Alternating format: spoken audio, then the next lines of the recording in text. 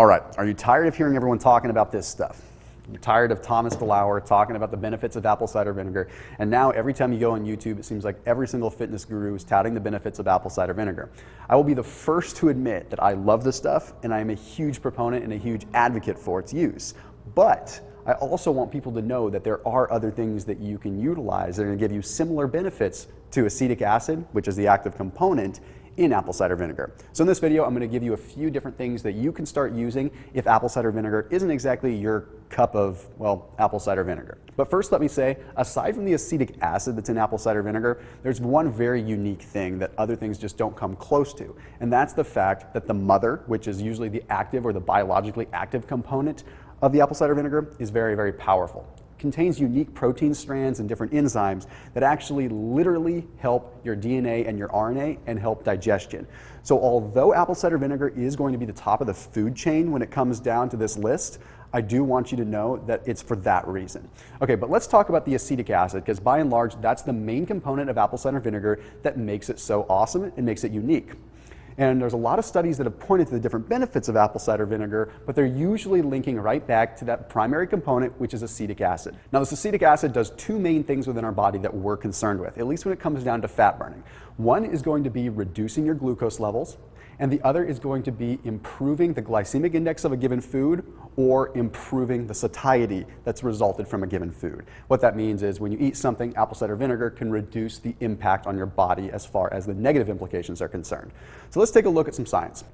The Journal of Diabetes Research did a study not that long ago that took a look at apple cider vinegar and acetic acid in particular. And what they found was that there is a direct relationship with the consumption of acetic acid and fasting glucose levels. In fact, quite dramatically. They found that fasting glucose levels in type 2 diabetics decreased dramatically after just 1 to 2 applications of apple cider vinegar or acetic acid. Now, what blood sugar is going to be ultimately the energy that's flowing around through your body in the bloodstream. So if we increase glucose uptake and reduce fasting glucose, it means the cells are using that glucose for energy versus it just floating around in the bloodstream. Now, they also found in this same study that apple cider vinegar or acetic acid ended up reducing plasma levels of triglycerides and also plasma levels of insulin. And again, if you've seen my videos before, you know that insulin is definitely going to be a big root of why or why not we either burn fat or don't burn fat. But also, when you can reduce plasma levels of triglycerides, you reduce the essential storage of adipose tissue. You're making life a lot easier for yourself, making it a lot harder for your body to actually store fat. So additionally, the European Journal of Clinical Nutrition published a study that took a look at the satiety hormones and the glycemic index of a given food when used in conjunction with, of course, acetic acid.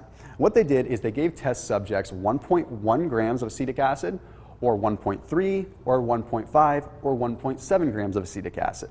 So what they found was that there is a direct relationship with how much acetic acid was consumed and the levels of satiety hormones.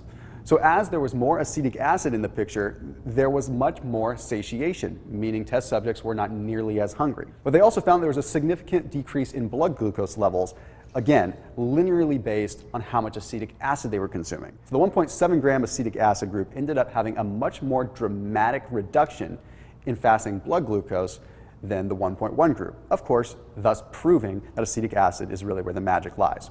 Okay, so let me give you the alternatives, because that's what you're really here for. The first thing that you need to know is that acetic acid is in all vinegars. It's not just apple cider vinegar. So again, apple cider vinegar has some unique benefits because it has the mother involved. Okay, a lot more enzymatic activity, different protein strands. But any vinegar that you use, so if you end up using balsamic vinegar on your salad, you're still going to get the benefits of acetic acid.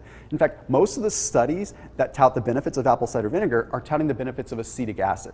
Okay, so you get all the benefits of that if you're just putting some vinegar on your salad. The next thing I want you to be paying attention to is going to be having fermented foods. Okay, we're talking about things like kimchi, we're talking about things like sauerkraut. Those utilize the same vinegars to instill the fermentation process, so they're going to contain high amounts of acetic acid. In fact, as the fermentation process occurs, you're going to have even more acetic acid that is produced. Now, additionally, you can use kombucha in the same fashion. The only reason that people don't want to use kombucha is because acetic acid that's coming from apple cider vinegar can be used in a fasted state and essentially not break a fast. Whereas if if you were going to have kombucha or if you were going to have sauerkraut or kimchi, you're breaking a fast and you're going to elicit a little bit of an insulin response. Whereas if you have straight acetic acid coming from apple cider vinegar, you're not eliciting that insulin response. So it's safe to do in a fasted state or safe to do immediately when you wake up in ketosis. Now, one of the things that you may be shocked to know is that if you use some no sugar added ketchup, you can get a very similar benefit to having a tablespoon of apple cider vinegar. Again, you're not having the benefits of the protein strands and the enzymatic activity, but you are going to get the fasting blood glucose reduction. That's what we're really after when it comes down to burning fat. So the short answer is, if you're after apple cider vinegar for body composition reasons, remember that you can use all kinds of vinegars. But if you're after it for the myriad of other health benefits, you may just want to suck it up, quite literally, because you're going to want to use a straw so you don't hurt the enamel on your teeth when you're using apple cider vinegar, and really just get on the ACV train. Now, don't just listen to every single guru that's out there on the internet telling you that apple cider vinegar is going to fix all of your injuries and fix all of your health concerns. But it is definitely something that you can add to your diet and will be a value add to whatever you're after as far as your health journey is concerned. As always, keep it locked in here on my channel, and I will see you in the next video.